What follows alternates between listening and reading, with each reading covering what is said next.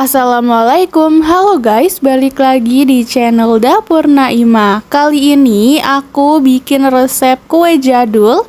Ini dia kue ketan Srikaya Pandan ala Dapur Naima. Cara buatnya itu cukup mudah dan hasilnya bagus banget. Dia itu legit dan lembut. Rasanya juga pas, manis dan gurih dari santannya itu berasa. Ini tuh jajanan yang bikin nagih banget dan pastinya cocok untuk jadi ide jualan. So, kalau kalian mau tahu resep lengkapnya, ditonton videonya sampai habis. Untuk langkah pertama akan kita kukus 400 gram ketan putih yang sebelumnya sudah direndam dengan air kurang lebih 2-3 jam ya. Ketan putih ini wajib banget sebelum dikukus itu direndam terlebih dahulu. Lanjut, ketan putihnya ini kita ratakan supaya matangnya itu bisa merata. Selanjutnya, ini kita kukus dengan api sedang aja selama kurang lebih 15-20 menit atau sampai ketannya itu setengah matang.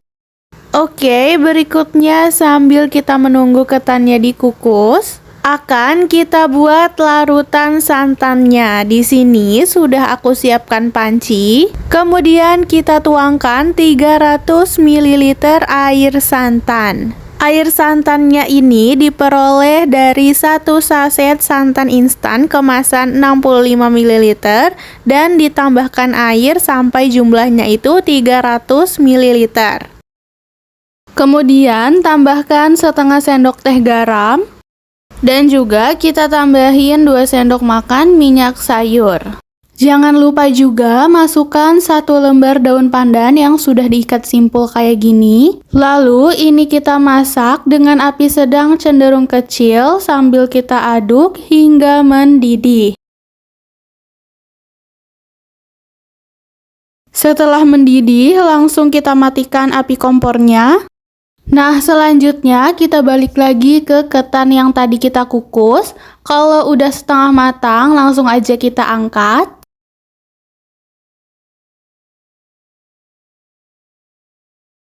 Kemudian, selagi ketannya itu panas, kita tuangkan larutan santan yang masih panas juga. Lalu kita aduk hingga rata. Kemudian, ini kita diamkan sampai santannya itu meresap ke dalam ketannya, kurang lebih selama 15-20 menit. Setelah santannya meresap, ini akan kita kukus lagi kurang lebih selama 20 menit atau sampai ketannya itu matang. Sambil menunggu, kita siapkan loyang segi 4. Untuk ukurannya aku pakai 22 x 22 cm. Olesi dasar loyang dengan secukupnya margarin, kita olesi tipis-tipis aja. Kemudian alasi dengan baking paper. Untuk baking papernya ini kita lebihkan sedikit supaya ujungnya itu bisa kita tempel dengan isolasi supaya tidak mudah lepas. Jadi seperti ini setelah ditempel dengan isolasi. Kemudian kita lapisi satu lagi supaya lebih kokoh. Sama, ini ujungnya kita isolasi lagi supaya tidak mudah lepas.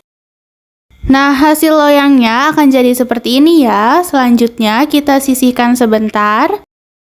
Nah, setelah ketan matang bisa langsung kita angkat.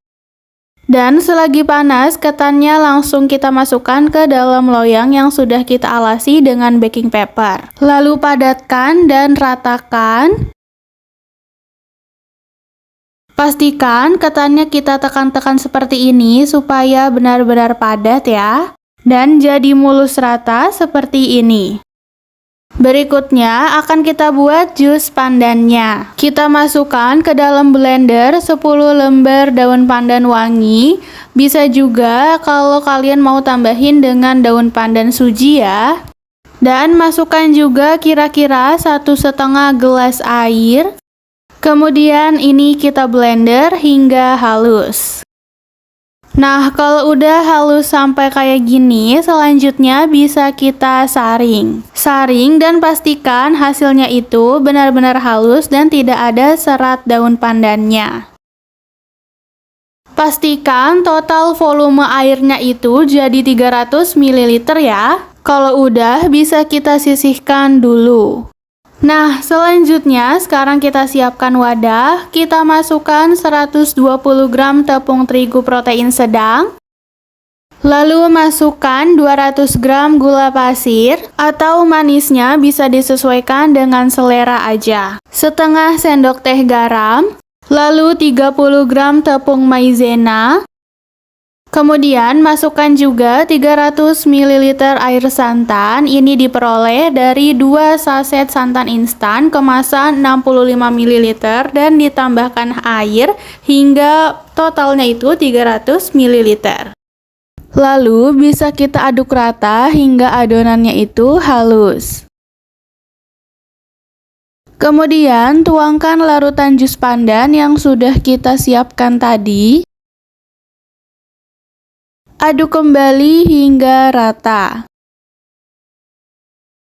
Selanjutnya kita tambahkan 2 butir telur utuh yang sudah diaduk. Jadi ini bukan dikocok ya, agar hasil kuenya itu tidak rawan bergelembung. Kita aduk lagi hingga rata. Nah, ini kalau menurut kalian warnanya masih kurang hijau, bisa ditambahkan pasta pandan ataupun perisa warna hijau. Aduk kembali ya hingga warnanya itu rata. Setelah rata, ini agar benar-benar halus ya, lanjut kita saring adonan seperti ini. Setelah tersaring semua, selanjutnya kita masak adonan srikaya pandan dengan menggunakan api sedang cenderung kecil sambil terus kita aduk ya. Nah, setelah adonan mengental seperti ini, tapi tidak sampai meletup-letup ya, bisa langsung kita angkat. Kemudian kita tuangkan ke atas ketan tadi. Lalu bisa kita ratakan dengan spatula seperti ini. Bisa kita tusuk jika ada gelembung dan garis-garis seperti ini agar udara yang terjebak itu bisa keluar. Selanjutnya, kukus dengan menggunakan api sedang selama kurang lebih 30 menit atau sampai matang. Setelah matang, langsung kita angkat dari kukusan dan biarkan hingga dingin di suhu ruang minimal 2 jam ya. Setelah dingin, bisa segera keluarkan dari loyang seperti ini. Dan ini bisa langsung kita potong sesuai selera aja ya. Kalau udah dipotong semua, kue ketan srikaya pandannya ini sudah siap untuk disajikan. Dan tara, ini dia hasil dari video masak kita kali ini, ketan srikaya pandan ala dapur Naimah. Lihat ya, hasilnya itu bagus banget, lembut, lentur, dan juga kokoh, rasanya juga enak, manisnya pas, dan santannya itu berasa, tapi nggak bikin enak pastinya. Untuk ide jualan, ini pastinya bisa banget dikemas dengan mika kayak gini, itu udah cocok banget. So, kalau kalian suka videonya, jangan lupa like, subscribe, and comment ya guys. See you in the next video.